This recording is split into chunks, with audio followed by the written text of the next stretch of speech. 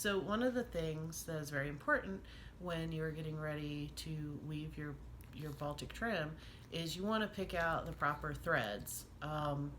Baltic weaving is actually textured as well as being beautiful. Um, your pattern threads are actually going to be twice as thick as your background threads. Um, and generally, if you want to stick with a traditional way of doing it, your background threads are going to be a lighter color. They're going to be a white, a cream, a yellow. Whereas your pattern threads are going to be more earth tones. They're going to be reds and oranges and blues.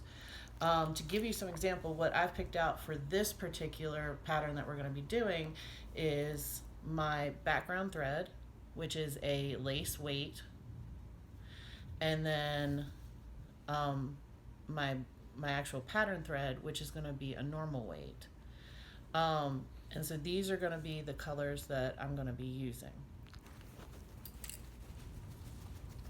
So the other thing I wanted to talk about real quick was your shuttle for your ankle loom. Shuttles come in all sizes, and when I pick mine out, I pick out what feels good in my hand.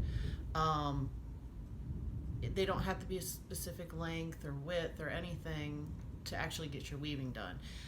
This is actually one of my favorites for doing my larger pieces because it helps me weave in between the pattern threads. But in general, that is what your shuttle is going to look like. It's going to be a piece of wood that you're going to wrap your background thread around to be able to shuttle it back and forth between the pattern. So we're going to talk for a minute about the loom itself. I know when I was learning how to weave, there's a lot of videos out there about how to warp a loom. There's a lot of videos out there on how to do different kinds of weaving. They all start basically the same, so we're going to give a little overview to this if you're new. Okay, so ankle looms come in all different shapes. They also come in all different designs. Today I'm going to be using my small loom. So there's a couple of basic things though. First off, you're going to have where you heddle your yarn. Okay, it's going to be a peg somewhere halfway down on your loom. The other thing that's going to remain the same is your tension rod. Now, your tension rod sometimes is in the back, sometimes it's on the top. Most designs, though, will keep it towards the front.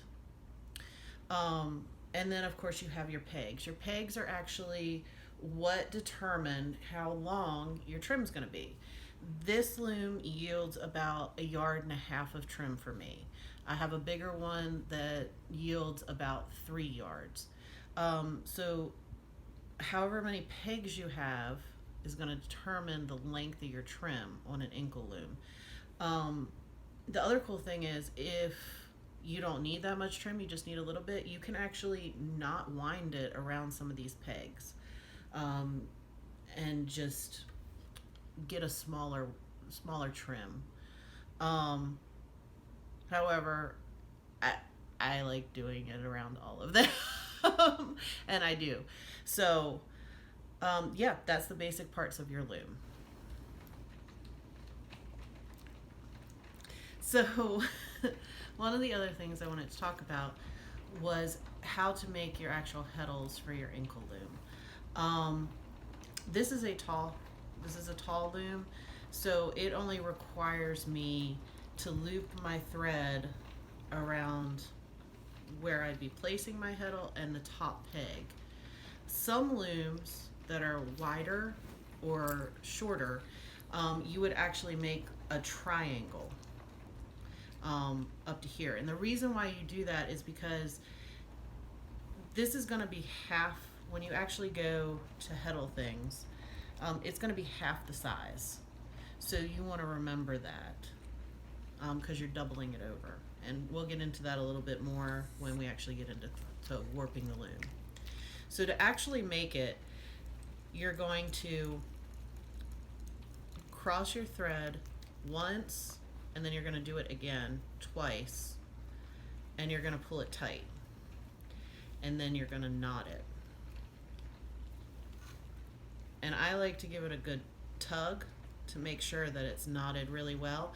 I have found doing the 2 loops before I knot it very helpful, because that way, while you're shifting your threads, when you've gotten done doing your line all the way up and you're getting ready to shift your threads, that way when you're tugging on these, they don't come apart as easy.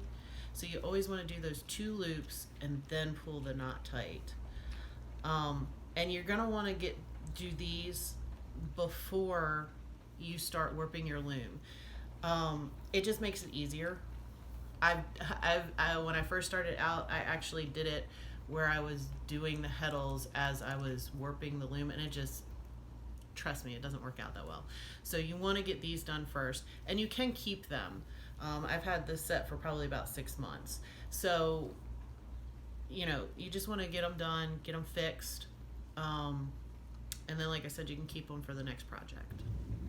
So this is the pattern that we're going to be warping. It's a relatively simple pattern to start with, and it's a good way to learn pickup weaving, or Baltic weaving. So one of the things you got to know, whenever you read one of these patterns, you're going to be looking for these dots. So if it's, first off, you're going to have a lot more threads than what's shown here. Whenever they do a pattern, all they are showing you is your actual pattern threads. They're not showing you your background threads that are raised. They're not showing you anything else. It's just your pattern threads. And this is universal. So whatever book you pick up, it's going to be like this. Ooh, lightning. So the other thing that you're going to want to look at is these first 4 lines are just practice lines, basically. And then you will have your actual numbered lines. Now your numbered lines are going to be your actual pattern. So what you're looking at here is a 6-line pattern. Okay, and once you get to that 6th line, you're going to come back down here to number 1 and you're going to repeat. Now the way that you read this pattern is, if it is a colored box and it has a dot, it's going to remain up. If it has nothing, it means that it's already below. It means that it's already below and it doesn't need to have anything done to it. If it is a blank box with a dot in it, it means it has to be lowered. And that's a very important part of reading these, is knowing what your dots mean. But this is the pattern we're going to start out with. And this is how we're going to warp it.